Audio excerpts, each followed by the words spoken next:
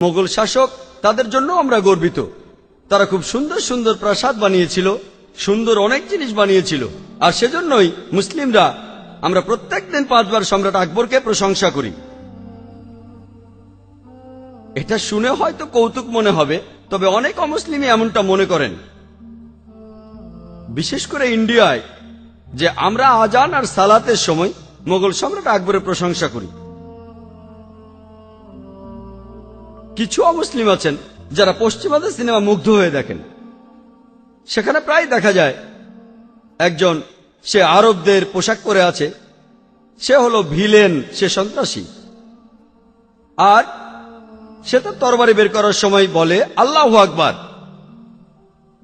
অমুসলিমরা ভাবে আল্লাহু আকবার বলে চিৎকার করে মুসলিমরা যুদ্ধের সময় অমুসলিমদের হত্যা করে। প্রত্যেক মুসলমানেরই উচিত অমুসলিমদের মন থেকে এই ভুল ধারণাটা দূর করে দেয়া। আর আমরা তাদের বলবো আজানের বার্তাটা আসলে কি। তাদেরকে আমরা আজানের অনুবাদটা বলবো, যে যখন আমরা আজান দেই তখন আমরা বলি আল্লাহু আকবার, আল্লাহু আকবার, আল্লাহু আকবার, আল্লাহু আকবার। এটার অর্থ এই নয় যে আমরা সম্রাট আকবরের প্রশংসা করছি, অথবা এটা যুদ্ধের চিৎকার নয়। এটার অর্থ আল্লাহ সুবহানাহু ওয়া তাআলা সর্বশক্তিমান, মহান সৃষ্টিকর্তা সর্বশক্তিমান, আল্লাহ সর্বশক্তিমান, আল্লাহ সর্বশক্তিমান। আশহাদু আল্লা ইলাহা ইল্লাল্লাহ, আমি সাক্ষ্য দিচ্ছি যে আল্লাহ ছাড়া ইবাদত বা উপাসনা করার মতো যোগ্য আর কেউ নেই।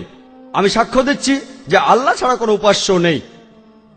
আশহাদু আন্না মুহাম্মাদুর রাসূলুল্লাহ, আশহাদু আন্না মুহাম্মাদুর রাসূলুল্লাহ, আমি সাক্ষ্য দিচ্ছি যে মুহাম্মদ সাল্লাল্লাহু আলাইহি সাল্লাম তিনি আল্লাহ সুবহানাহু ওয়া তাআলার প্রেরিত নবী।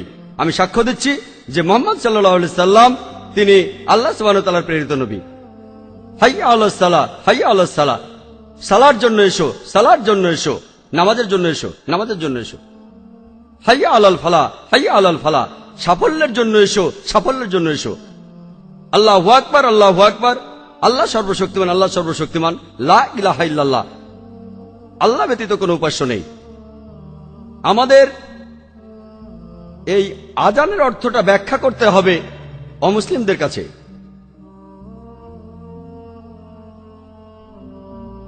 এটা কর্তব্য মুসলিমদের যে আমরা অমুসলিম ভাইদের কাছে ইসলামের বার্তা পৌঁছে দেব আর তার ব্যাখ্যা করব। সালাহ আদায়ের আগে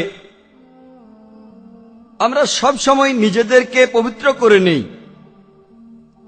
তার মানে আমরা নিজেদের পরিষ্কার করে নিই, তার মানে আমরা ওযু করি। পবিত্র কোরআনে এই কথা বলা হয়েছে, সূরা মাইদার 6 নম্বর আয়াতে উল্লেখ করা হয়েছে যে ইয়া আইয়ুহাল্লাযিনা আমানু, হে মুমিনগণ, যখন তোমরা সালাতের জন্য প্রস্তুত হবে তখন তোমরা তোমাদের মুখমণ্ডল ও হাত কনুই পর্যন্ত ধৌত করবে, তোমাদের মাথা মাসাহ করবে এবং তোমাদের পা গোড়ালি পর্যন্ত ধৌত করবে। এটা আবশ্যিক যে প্রত্যেক মুসলিম তারা সবাই পবিত্র হবে, সবাই ওযু করবে যখন তারা সালাহ আদায় করবে। আর একই ধরনের কথা রয়েছে পবিত্র বাইবেলে, আছে বুক অব এক্সোডাসে 40 নম্বর অধ্যায় 31 ও 32 অনুচ্ছেদে, যে মুসা এবং হারুন আর তাদের পুত্ররা তারা তাদের হাত এবং পা ধৌত করল, তারপর প্রার্থনার জন্য মন্দিরে ঢুকলো। তারা যখন পূজার বেদির কাছে আসলো তারা পরিষ্কার হলো, যেভাবে ঈশ্বর নির্দেশ দিয়েছিলেন মুসাকে। একই ধরনের কথা রয়েছে বুক অব অ্যাক্টসে 21 নম্বর অধ্যায়ের 26 অনুচ্ছেদে, যে পল সেই লোকদের নিয়ে গেলেন আর পরের দিন তাদের নিয়ে তিনি পবিত্র হলেন এবং মন্দিরে প্রবেশ করলেন। আমরা মুসলিমরা আমরা সালাহ আদায়ের আগে নিজেদের পবিত্র করি, নিজেদের পরিষ্কার করি, আমরা ওযু করি যাতে আমরা পরিষ্কার থাকি, আমরা স্বাস্থ্য সচেতন। আর এছাড়াও পবিত্র হওয়ার পাশাপাশি ওযুর মাধ্যমে আমরা বিশেষ ধরনের একটা মনস্তাত্ত্বিক প্রস্তুতি নেই, মানসিক প্রস্তুতি নেই, যে আমরা এখন আল্লাহ সুবহানাহু ওয়া তাআলার সাথে যোগাযোগ করব। আমাদের নবীজি বলেছেন, সহিহ বুখারীতে উল্লেখ আছে 1 নম্বর খণ্ড, বুক অব সালাহ, 56 নম্বর অধ্যায়, 429 নম্বর হাদিস, যে এই পৃথিবী সৃষ্টি হয়েছে এজন্য যাতে আমি আর আমার অনুসারীরা সিজদা দিতে পারি। এটা একটা মসজিদ। মসজিদ অর্থ যে স্থানে সিজদা দেয়া হয়। আমাদের নবীজি বলেছেন যে পুরো পৃথিবীটাই, এই পুরো বিশ্বটাই একটা মসজিদ বিশ্বাসীদের জন্য। তবে এটাও ঠিক, যেখানে সালাহ আদায় করবেন, সিজদা দেবেন, সে জায়গাটা পরিষ্কার হতে হবে। এটার উল্লেখ আছে সহিহ বুখারীতে 1 নম্বর খণ্ড, বুক অব আজানে, 75 নম্বর অধ্যায়, 692 নম্বর হাদিস। হযরত আনাস রাদিয়াল্লাহু তাআলা আনহু বলেছেন যে সাহাবীরা যখন সালার জন্য দাঁড়াতেন, একজনের কাঁধ তার পাশের জনের কাঁধের সাথে লেগে যেত, একজনের পা তার পাশের জনের পায়ের সাথে লেগে থাকত। একই ধরনের কথা আছে বুক অব সালাহ, আবু দাউদের অধ্যায় নম্বর 245, হাদিস নম্বর 666।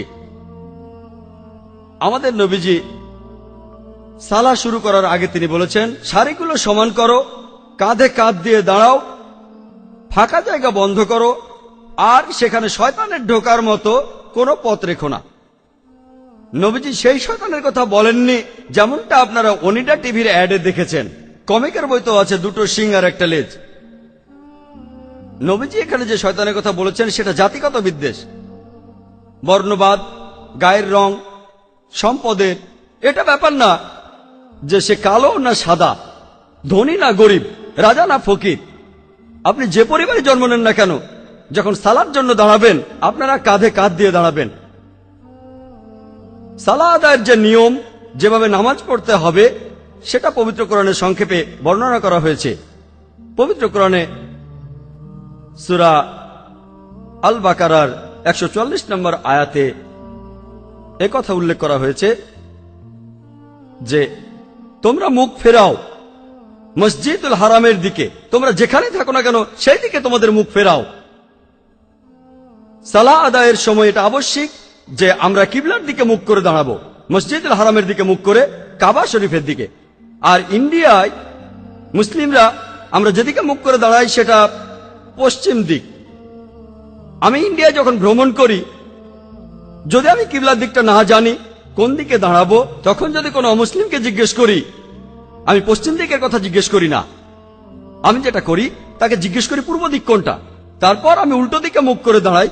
না হলে সে হয়তো ভাববে যে আমরা আসলে পশ্চিমাদের উপাসনা করছি। পবিত্র কোরআন বলছে, সূরা আল বাকারার 238 নম্বর আয়াতে উল্লেখ করা হয়েছে যে তোমরা যখন সালাতে আল্লাহকে মনে করবে, তোমরা আল্লাহর উদ্দেশ্যে বিনীতভাবে দাঁড়াবে। পবিত্র কোরআন বলছে, সালাহ আদায়ের সময় তোমরা আল্লাহর উদ্দেশ্যে বিনীতভাবে দাঁড়াও।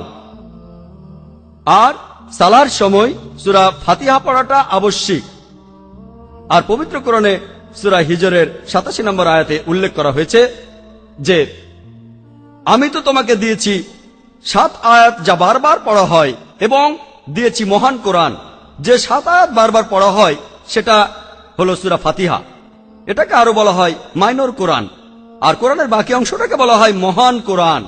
এটা আমাদের জন্য আবশ্যিক যে সালার প্রত্যেক রাকাতে আমরা সূরা ফাতিহা পড়ব। রুকু শব্দটা অর্থাৎ মাথা নোয়ানো, পবিত্র কোরআনে এই শব্দটার উল্লেখ আছে সব মিলিয়ে মোট 13 বার। আর সিজদা শব্দটা যেটা সালার শ্রেষ্ঠ অংশ, এই শব্দটা পবিত্র কোরআনে উল্লেখ আছে সব মিলিয়ে 92 বার। এটার উল্লেখ আছে পবিত্র কোরআনে 32টি আলাদা সূরায়। আর একটা আলাদা অধ্যায় আছে 32 নম্বর অধ্যায়, যেটার নাম সূরা সাজদা, মাটিতে উপর হওয়া। পবিত্র কোরআনে বলা হয়েছে, সূরা ইমরানের 43 নম্বর আয়াতে উল্লেখ করা হয়েছে, ইয়া মারিয়াম মুকনুতি লিরাব্বিকি ওয়াসজুদি ওয়ারকাই মা'আর রাকিঈন। হে মরিয়ম, তোমার প্রতিপালকের প্রতি অনুগত হও, তার প্রতি সিজদা করো, এবং যারা রুকু করে তাদের সাথে রুকু করো। পবিত্র কোরআন বলছে, সূরা হাজের 77 নম্বর আয়াতে উল্লেখ করা হয়েছে, ইয়া আইয়ুহাল্লাযিনা আমানু, হে মুমিনগণ, তোমরা সিজদা করো ও রুকু করো এবং আল্লাহর ইবাদত করো ও সৎকর্ম করো, যাতে সফল কাম হতে পারো। আল্লাহ সুবহানাহু ওয়া তাআলার প্রত্যেক নবী যখন তারা ইবাদত করেছেন, আল্লাহ সুবহানাহু ওয়া তাআলার কাছে তারা সিজদা দিয়েছেন, মাটিতে উপুড় হয়েছেন। সকল নবী করেছেন। আর একই ধরনের কথা আছে পবিত্র বাইবেলেও। যদি ওল্ড টেস্টামেন্ট পড়েন, বুক অব জেনেসিস 17 নম্বর অধ্যায়ের 3 অনুচ্ছেদ বলছে ইব্রাহিম মাটিতে উপুড় হয়েছিলেন। বুক অব নাম্বারস 20 নম্বর অধ্যায়ের 6 অনুচ্ছেদ মুসা এবং হারুন মাটিতে উপুড় হয়েছিলেন। বুক অব জোশুয়া 5 নম্বর অধ্যায়ের 14 অনুচ্ছেদ জোশুয়া মাটিতে উপুড় হয়েছিলেন আর উপাসনা করেছিলেন। পবিত্র বাইবেলে বলা হয়েছে গসপেল অব ম্যাথিউ 26 অধ্যায়ের 39 নম্বর অনুচ্ছেদ, সেখানে বলা হয়েছে যে যীশু খ্রিস্ট যখন গেতসেমানির বাগানে গেলেন, তিনি কয়েক পা সামনে এগোলেন, মাটিতে উপুড় হয়ে পড়লেন আর প্রার্থনা করলেন। মহান সৃষ্টিকর্তার সকল নবী রাসূলী সালাহ আদায়ের সময় তারা সিজদা দিয়েছেন। আর একজন সার্কাসের লোকও মুসলিমদের মতো করে এটা করতে পারে না। যেভাবে বাইবেল বলছে তোমরা মাটিতে উপুড় হয়ে ঈশ্বরের প্রার্থনা করো, আমরা সেভাবেই করি। আমরা যে কারণে সিজদা দিয়ে থাকি সেটা আমি আগেও বলেছি, মন সরাসরিভাবে আমাদের নিয়ন্ত্রণে থাকে না, শরীরকে আমরা সরাসরিভাবে নিয়ন্ত্রণ করতে পারি। আপনি যদি আপনার মনকে নম্র করতে চান তাহলে আপনার শরীরকেও নম্র করতে হবে। আর শরীরকে নম্র করার সবচেয়ে শ্রেষ্ঠ উপায় হলো আপনার শরীরের সবচেয়ে উপরের অংশ অর্থাৎ কপাল, আর এখানে রয়েছে ফ্রন্টাল লোব অর্থাৎ ব্রেন, শরীরের সবচেয়ে গুরুত্বপূর্ণ অঙ্গ, সেটা একেবারে মাটিতে ঠেকিয়ে দিয়ে আমরা বলি সমস্ত প্রশংসা আল্লাহর, তিনি সুমহান। সমস্ত প্রশংসা আল্লাহ, তিনি সুমহান। আপনি যখন সালাহ আদায় করবেন তখন বিভিন্ন খুঁটিনাটি বিষয়, কিভাবে দাঁড়াতে হবে, বসতে হবে, হাত বাঁধতে হবে, কত রাকাত নামাজ পড়তে হবে, পবিত্র কোরআন বলছে আতিউল্লাহ ওয়া আতিউর রাসূল, আল্লাহ এবং তার রাসূলকে মান্য করো। আমরা এখানে নবীজির দৃষ্টান্ত দেখব। কোরআন বলছে আতিউল্লাহ ওয়া আতিউর রাসূল, বিভিন্ন জায়গায় আছে।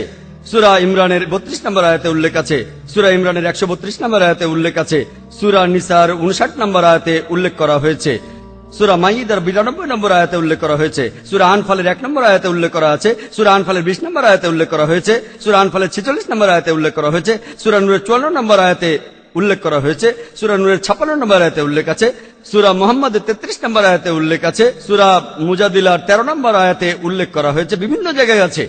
সূরা তাগাবুনের 12 নম্বর আয়াতে উল্লেখ করা হয়েছে। পবিত্র কোরআন বলছে আতিউল্লাহ ওয়া আতিউর রাসূল, আল্লাহ এবং তার রাসূলকে মান্য করো। খুঁটিনাটি বিষয়ে নবীজির দৃষ্টান্ত দেখুন। আর সহিহ বুখারীতে উল্লেখ করা হয়েছে 1 নম্বর খণ্ডে বুক অব আজানের 18 নম্বর অধ্যায়ের 604 নম্বর হাদিসে। এছাড়াও উল্লেখ আছে সহিহ বুখারী 9 নম্বর খণ্ডের 352 নম্বর হাদিসে।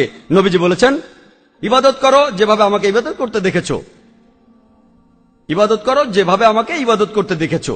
তাহলে খুঁটিনাটি বিষয়ে আপনারা জানতে পারবেন সহিহ হাদিস থেকে। সালাহ হলো ইসলাম ধর্মে ঈমান অথবা বিশ্বাসের পরে সবচেয়ে গুরুত্বপূর্ণ স্তম্ভ। পবিত্র কোরআন বলছে সূরা জারিয়াতের 56 নম্বর আয়াতে উল্লেখ করা হয়েছে ওমা খালাকতুল জিন্না ওয়াল ইনসা ইল্লা লিয়াবুদুন, যে আমি সৃষ্টি করেছি জিন এবং মানুষকে এজন্য যে তারা আমার ইবাদত করবে। আরবিতে ইবাদত শব্দটা এসেছে আরবি শব্দ আব থেকে, যার অর্থ একজন দাস, একজন ভৃত্য। আর প্রত্যেক ভৃত্যেরই উচিত হবে তার প্রভুর অনুগত হওয়া। পৃথিবীর প্রত্যেক মানুষই আল্লাহ সুবহানাহু ওয়া তাআলার ভৃত্য, মহান স্রষ্টার দাস। আর এই পৃথিবীর সব মানুষেরই উচিত আল্লাহ সুবহানাহু ওয়া তাআলার অনুগত হওয়া। আর যখনই আপনি আল্লাহ সুবহানাহু ওয়া তাআলার নির্দেশ মেনে চলছেন, আপনি তখন ইবাদত করছেন, আল্লাহর উপাসনা করছেন। যদি যে কাজগুলো নিষেধ করেছেন আল্লাহ সুবহানাহু ওয়া তাআলা, সে কাজগুলো করা থেকে বিরত থাকেন, আপনি তাহলে ইবাদত করছেন। অনেক মানুষেরই একটা ভুল ধারণা আছে যে সালাহ এটাই হলো একমাত্র ইবাদত। আসলে সালাহ হলো সবচেয়ে ইসলাম ধর্মের গুরুত্বপূর্ণ ইবাদত, তবে একমাত্র ইবাদত নয়। আল্লাহ সুবহানাহু ওয়া তাআলার আদেশ মেনে চলাটাও ইবাদত, আর সালাহ হলো ইসলাম ধর্মের সবচেয়ে গুরুত্বপূর্ণ ইবাদত। সালাহ শব্দটার আরেকটা অর্থ হলো আনুগত্য প্রকাশ করা। আর আপনি তখনই অনুগত হবেন যদি নামাজের সময় সবকিছু বুঝে শুনে বলেন, যদি জানেন যে আল্লাহ সুবহানাহু ওয়া তাআলা আপনাকে কি করতে নির্দেশ দিয়েছেন সেজন্য এটা প্রত্যেক মুসলমানের জন্য আবশ্যিক যে সালার সময় যা পড়বে তার অর্থটা জানবে। এছাড়াও সে পবিত্র কোরআন পড়বে। যদি সে আরবি বুঝতে না পারে তাহলে সে কোরআনের অনুবাদ পড়বে, যাতে করে আল্লাহ সুবহানাহু ওয়া তাআলার নির্দেশগুলো বুঝে শুনে পালন করতে পারে। যদি কেউ সালাহ আদায় না করে তাহলে তার অনেক বিপদ হতে পারে। তখন হতে পারে আপনার বিশ্বাস দুর্বল হয়ে যাবে, অথবা এই বিশ্বাসটা চলেও যেতে পারে। কারণ মানুষ আসলে মনে করে পৃথিবীতে তার যে সম্পদ আর সম্মান আছে এর কারণ হলো পৃথিবীর সব বস্তুগত জিনিস। এভাবে সে আল্লাহ সুবহানাহু ওয়া তাআলার কাছ থেকে দূরে সরে যায়। এই নিয়ম শৃঙ্খলার অভাবেই সে আল্লাহ সুবহানাহু ওয়া তাআলা থেকে দূরে সরে যায়। পৃথিবীর বিভিন্ন জিনিসের মোহ থাকলে, বস্তুগত জিনিসের, তাহলে সম্ভাবনা থাকে যে সে অন্যায় কাজ করবে। এভাবে সে সিরাতাল মুস্তাকিম থেকে দূরে সরে যাবে, সরল পথ থেকে। মনের ভেতরে তখন শান্তিও থাকবে না। আপনার কাছে যে পরিমাণ সম্পত্তি থাকুক না কেন, এই সম্পদ আপনাকে শান্তি দিতে পারবে না। আর মানুষজন যে কারণে সালাহ আদায় করে না সেটা হলো তাদের জ্ঞানের অভাব। পবিত্র কোরআন বলছে, সূরা ইমরানের 185 নম্বর আয়াতে উল্লেখ করা হয়েছে, কুল্লু নাফসিন যায়কাতুল মাউত, প্রত্যেক জীবকে মৃত্যু স্বাদ গ্রহণ করতে হবে এবং কিয়ামতের দিন তোমাদেরকে তোমাদের কর্মফল পূর্ণ মাত্রায় দেওয়া হবে এবং যাকে দোজখের আগুন থেকে দূরে রাখা হবে আর যাকে জান্নাতে দাখিল করা হবে সেই হবে এই দুনিয়ার উদ্দেশ্য পূরণে সফলকাম। কারণ নিশ্চয়ই এই পার্থিব জীবন একটা ছলনাময়, ভোগ ব্যতীত কিছুই নয়। সালাহ আদায় করলে অনেক উপকৃত হবেন। সালাহ একটা জীবন দর্শন। সালাহ আপনার আত্মিক অবস্থানকে উন্নত করবে, পাশাপাশি শারীরিকভাবে উপকৃত হবেন। সালাহ আপনার বিশ্বাসকে বাড়িয়ে দেয়, আপনার বিশ্বাসকে শক্তিশালী করে। পবিত্র কোরআনে সূরা আনফালের 2 নম্বর আয়াতে উল্লেখ করা হয়েছে যে সত্যিকারের বিশ্বাসী তারাই যাদের হৃদয় কম্পিত হয় যখন আল্লাহকে স্মরণ করা হয় আর যখন আল্লাহর আয়াত পাঠ করা হয়। এটা তাদের ঈমান বৃদ্ধি করে এবং তারা তাদের প্রতিপালকের উপরে নির্ভর করে। পবিত্র কোরআন বলছে, সূরা ফাতিহার 4 থেকে 7 নম্বর আয়াতে উল্লেখ করা হয়েছে, ইয়াকা না'বুদু ওয়া ইয়াকা নাস্তাইন, আমরা তোমারই ইবাদত করি, তোমারই সাহায্য প্রার্থনা করি। ইহদিনা সিরাতাল মুস্তাকিম সিরাতাল্লাযিনা আন'আমতা আলাইহিম গায়রিল মাগদুবি আলাইহিম ওয়ালাদ-দাল্লিন, আমাদের সরল পথ দেখাও, তাদের পথ যাদের তুমি অনুগ্রহ দান করেছো, তাদের পথ নয় যারা ক্রোধ নিপতিত, যারা পথভ্রষ্ট। এতে আপনার জীবনের শৃঙ্খলা বাড়বে। সত্যিকারের মুসলিম সে তার দিন শুরু করে ফজরের সালাহ আদায় করার মাধ্যমে। আর ফজরের সালার সময় মুয়াজ্জিন আজান দেওয়ার সময় বলেন, আসসালাতু খায়রুম মিনান নাওম, যে ঘুম অপেক্ষা সালাহ উত্তম, ঘুমিয়ে থাকার চেয়ে নামাজ পড়া উত্তম। একজন সত্যিকারের মুসলিম দিনের মাঝখানে সালাহ আদায় করে আর সে তার দিন শেষ করে এশার সালাহ দিয়ে ঘুমাতে যাওয়ার আগে। সালাহ এছাড়াও সামাজিক অবস্থান উন্নত করে। সালাহ আদায়ের সময় যে সমাবেশ, সেটা আমাদের ভ্রাতৃত্ব বোধ বাড়ায়, মমত্ববোধ বাড়ায়, একতা বাড়ায়, আর এটা সাম্যবাদের এক অনন্য দৃষ্টান্ত। সংহতি বৃদ্ধি পায়। সালাহ আদায় করতে গিয়ে সবাই একত্রিত হয় আর তাদের মধ্যে ভালোবাসার বন্ধন জোরদার হয়। পবিত্র, যেমন ধরুন একজন ছাত্র তার কোনো একটা পরীক্ষা দেওয়ার পর যদি সে সালাহ আদায় করে, সে সেই সময়ে তার পরীক্ষার খাতার কথায় চিন্তা করতে থাকে। সে তখন ভাবতে থাকে, আমি 2 নম্বর প্রশ্নের যে উত্তরটা দিয়েছি সেটা না লিখে আমার এটা লেখা উচিত ছিল। যদি কোনো ব্যবসায়ী সালাহ আদায় করে, সে চিন্তা করতে থাকে যে আজকে আমি কতখানি লাভ করলাম, কতগুলো জিনিস আমি বিক্রি করলাম। যদি একজন গৃহিণী সালাহ আদায় করে, সে তখন হয়তো ভাবতে পারে যে আমার স্বামীর জন্য আজকে আমি কি রান্না করব, বিরিয়ানি রান্না করব নাকি পোলাও। এটা খুবই স্বাভাবিক যে সালাতের সময় আমাদের মন শুধু এখানে ওখানে ঘুরে বেড়ায়। আমাদের মন ঘুরে বেড়ায় কেন? এর কারণ হলো আমাদের মানুষের মন আসলে খালি, আর এই মন খালি থাকতে পারে না, সেজন্য মন ঘুরে বেড়ায়। বেশিরভাগ মুসলিম সালাত আদায়ের সময় যেগুলো আমরা বলি সেগুলো জানেন। সূরা ফাতিহা, পবিত্র কোরআনের আরো কিছু আয়াত, পবিত্র কোরআনের কয়েকটা ছোট ছোট সূরা, এগুলো আমরা সালাতের সময় বলি।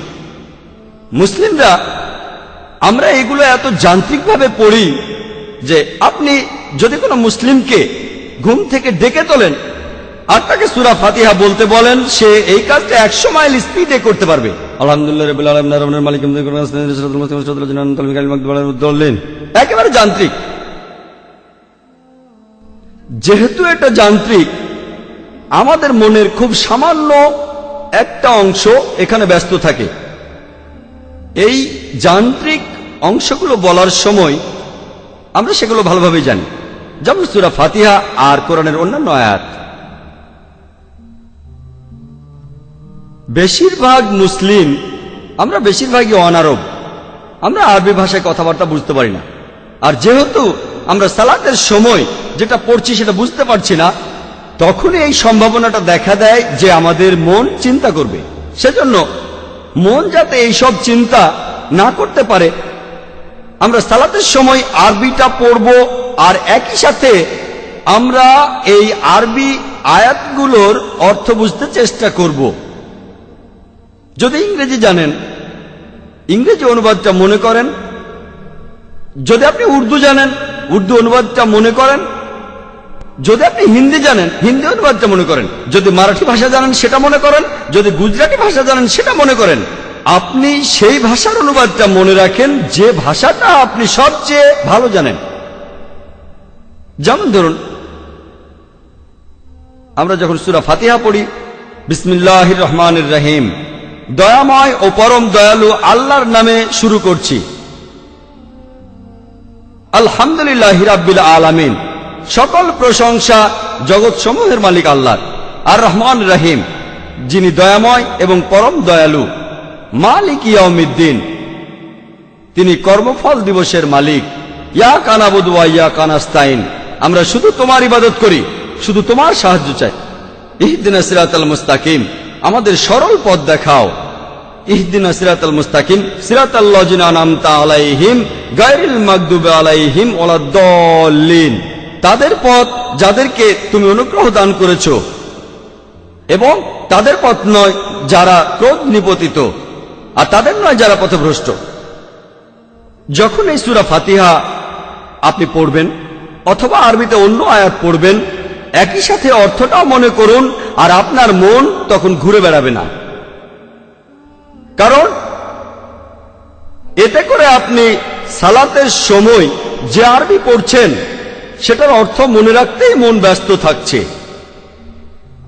কিন্তু কয়েকদিন পরে বা কয়েক মাস পরে এটা একেবারে যান্ত্রিক হয়ে যাবে। আমাদের মন খুব শক্তিশালী। আপনি আরবিটা পড়বেন আর অর্থটা মনে করবেন, কারণ আমাদের মন খুবই শক্তিশালী। এখানেও সম্ভাবনা থাকে যে মন অন্য চিন্তা করবে, কিন্তু সম্ভাবনাটা কম, কারণ মনের খুব ছোট্ট একটা অংশ আরবি পড়ায় ব্যস্ত থাকবে। আর আপনার মনের যে বাকি অংশটা তখন অর্থ মনে করবে। অন্য চিন্তা করার সম্ভাবনা কম, তারপরও মন চিন্তা করতে পারে।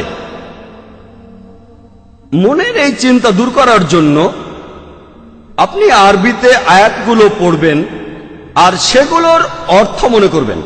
এছাড়াও আপনি মনোযোগ দেবেন যে আয়াতগুলো পড়ছেন আর তার অর্থ মনে করছেন। একজন মানুষ দুটো জিনিসের উপরে 100% মনোযোগ দিতে পারে না। দুটো জিনিসের উপর 50% মনোযোগ দেওয়া যায়, বা 80% 20%, কিন্তু 100% দুটো আলাদা জিনিসের উপরে কেউ মনোযোগ দিতে পারে না। তাহলে যত বেশি মনোযোগ দেবেন আপনার মন ততখানি কম ঘোরাঘুরি করবে। মনের এই ঘোরাঘুরি বন্ধ করতে আমরা আরবি আয়াতগুলো পড়ব, আয়াতের অর্থ বুঝব, আর সেই অর্থের উপর মনোযোগ দেব। তাহলে ইনশাআল্লাহ আমাদের মন ঘোরাঘুরি করবে না। আমার লেকচারের শুরুতে পবিত্র কোরআনের একটা আয়াত বলেছিলাম। সূরা আনকাবুতের 45 নম্বর আয়াতে উল্লেখ করা হয়েছে, বলা হয়েছে, উতলু মা উহিয়া ইলাইকা মিনাল কিতাবি ওয়া আকিমিস সালাতা ইন্নাস সালাতা তানহা আনিল ফাহশাই ওয়াল মুনকার। এর অর্থ আবৃত্তি করো সেই কিতাব হতে যেটা তোমার প্রতি প্রত্যাদেশ করা হয়, এবং নিয়মিত সালাত কায়েম করো, কারণ অবশ্যই সালাত তোমাদের অশ্লীল ও মন্দ কাজ হতে বিরত রাখে। পবিত্রকরণ বলছে যে সালা আপনাকে অশ্লীল ও মন্দ কাজ থেকে বিরত রাখে। আমি আগেও বলেছি, সালা হলো এক ধরনের প্রোগ্রামিং। এই প্রোগ্রামিংটা হলো ন্যায়নিষ্ঠার জন্য। আর আমরা মুসলিমরা দিনে 5 বার সালাতের মাধ্যমে প্রোগ্রামড হই। আমরা আল্লাহর কাছে এ সময় নির্দেশনা চাই, ইহদিনা সিরাতাল মুস্তাকিম, আমাদের সরল পথ দেখাও। আর আল্লাহ সুবহানাহু ওয়া তাআলা এর উত্তর দেন। তিনি আমাদের ন্যায়পরায়ণতার পথে প্রোগ্রাম করেন। যেমন ধরুন, কোন ইমাম সূরা ফাতিহার পরে তিনি পড়তে পারেন সূরা মাইদার 90 নম্বর আয়াত। সেখানে বলা হয়েছে, ইয়া আইয়ুহাল্লাযীনা আমানু, হে মুমিনগণ, ইন্নামাল খামরু ওয়াল মাইসিরু, নিশ্চয়ই মদ এবং জুয়া ঘৃণ্য বস্তু, ওয়াল আনসাব ওয়াল আজলাম, মূর্তি পূজার বেদী এবং ভাগ্য নির্ণয়ক স্বর, রিজকুম মিন আমালি শাইতান, এগুলো সব শয়তানের কাজ। ফাজতানিবু লাআল্লাকুম তুফলিহুন, তোমরা এগুলো বর্জন করো যাতে সফল কাম হতে পারো।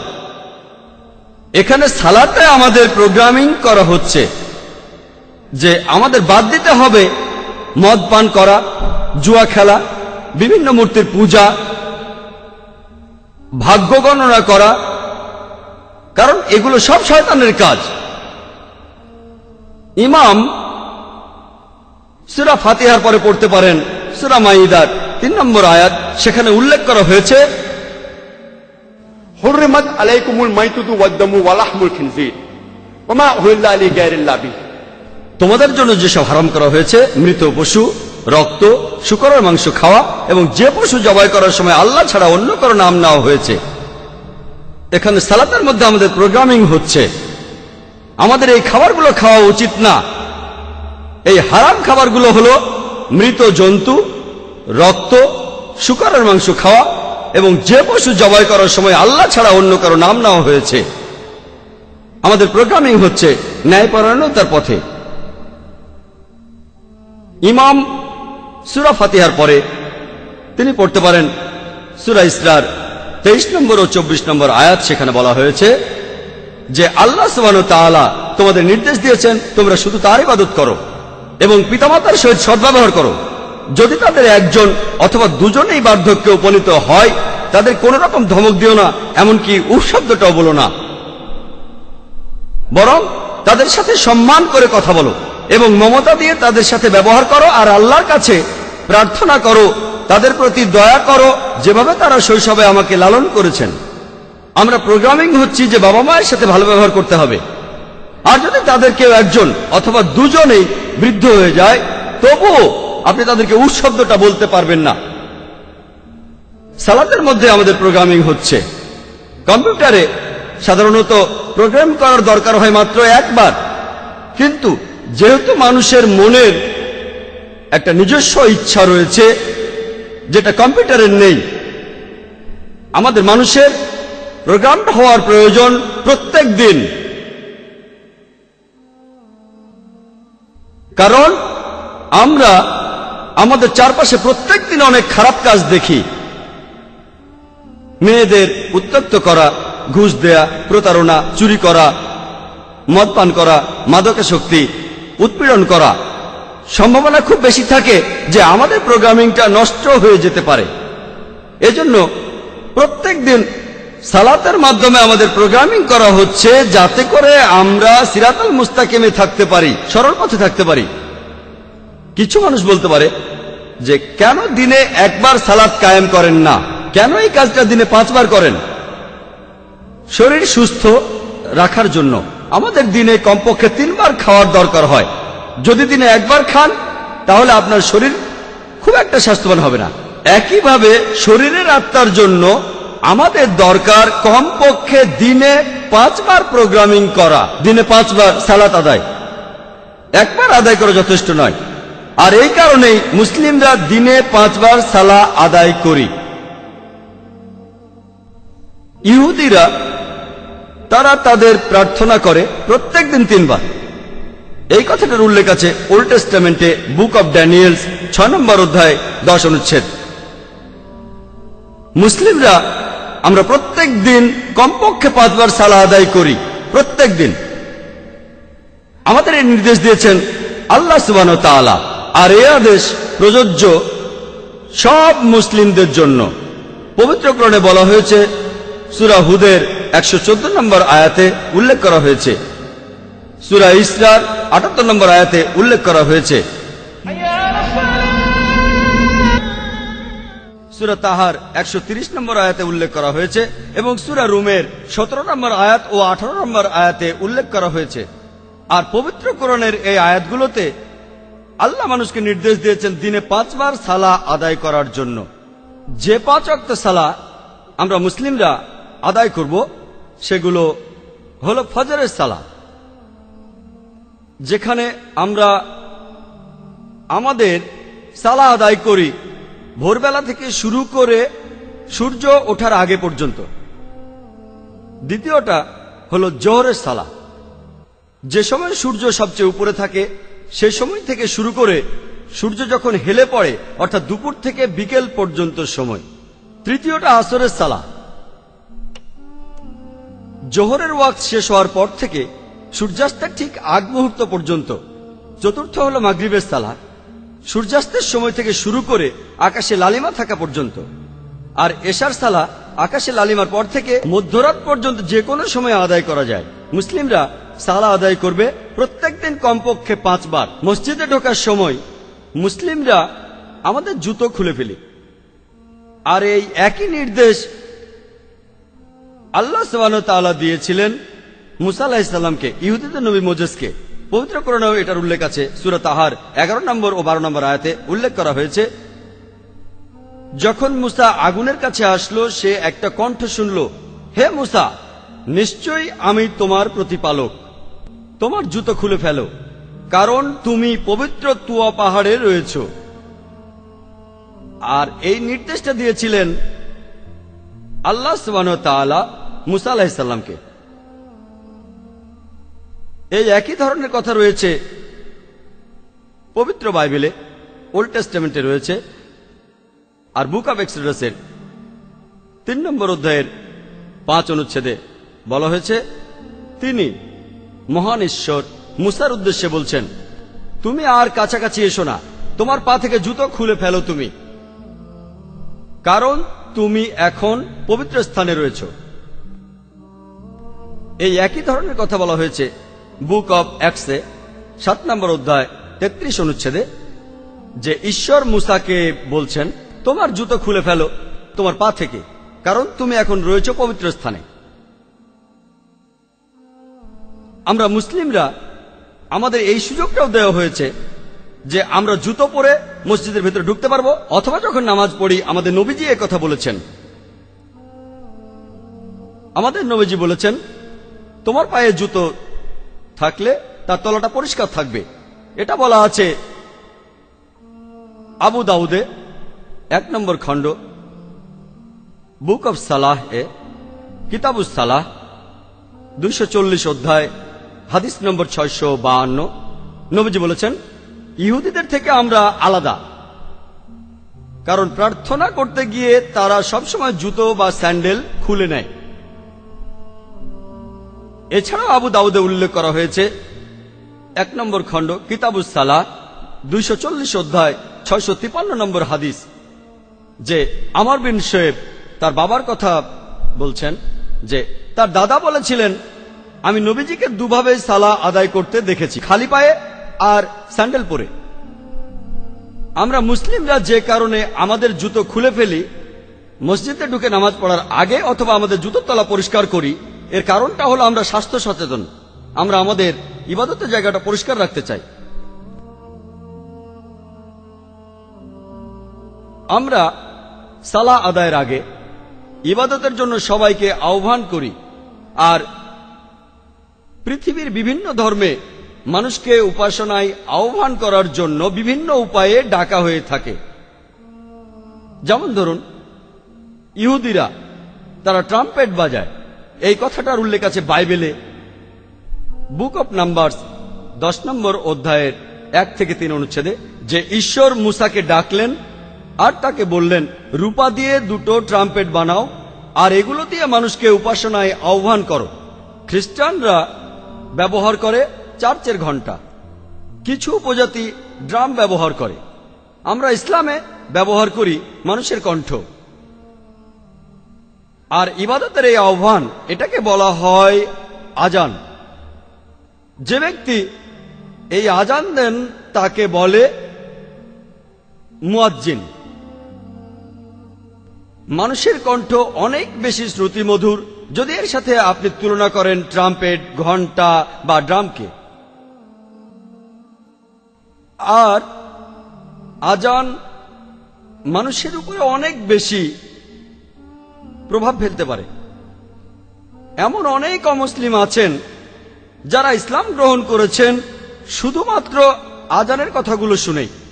এই শ্রুতিমধুর আজানে তারা এতটাই মুগ্ধ হয়, এই আজান তাদের হৃদয়, তাদের মন আর আত্মার উপর এতটাই প্রভাব ফেলে যে তারা ইসলাম গ্রহণ করে। তবে দুর্ভাগ্যজনকভাবে আমরা বোম্বেতে যেসব আজান শুনি তার বেশিরভাগই শ্রুতিমধুর নয়, যেমনটা হওয়া উচিত ছিল। আর এই আজানে মানুষের জন্য অসুবিধাই বেশি হয়। সেজন্য আমি সব মুয়াজ্জিনকে অনুরোধ করব, আপনারা হারমাইন শরীফের আজানটা শুনবেন, মদিনার মসজিদে নববী আর মক্কায় মসজিদে হারামের আজান। এই আজানগুলো শুনবেন যে আজান আসলে কেমন হওয়া উচিত। আজান শ্রুতিমধুর আর মনে শান্তি দেয়, পাশাপাশি আজান একটা বার্তাও বহন করে। তবে দুর্ভাগ্যজনকভাবে বেশিরভাগ অমুসলিমই তারা জানে না যে আজান আসলে কি বার্তা বহন করে আনে। গত ডিসেম্বরে আমি কেরালায় ছিলাম, গিয়েছিলাম একটা কনফারেন্সে যারা আয়োজন করেছিল কিছু মুসলিম, আর সেখানে একজন অমুসলিম মিনিস্টারকে আমন্ত্রণ করা হয়েছিল। তিনি তখন স্টেজের উপরে বক্তৃতা দিচ্ছিলেন, আর তিনি সেখানে মুসলিম এবং ইসলাম সম্পর্কে কিছু ভালো কথাও বলেছিলেন। তিনি বলেছিলেন যে ইন্ডিয়ানরা আমরা মুসলিমদের নিয়ে খুবই গর্বিত। মোগল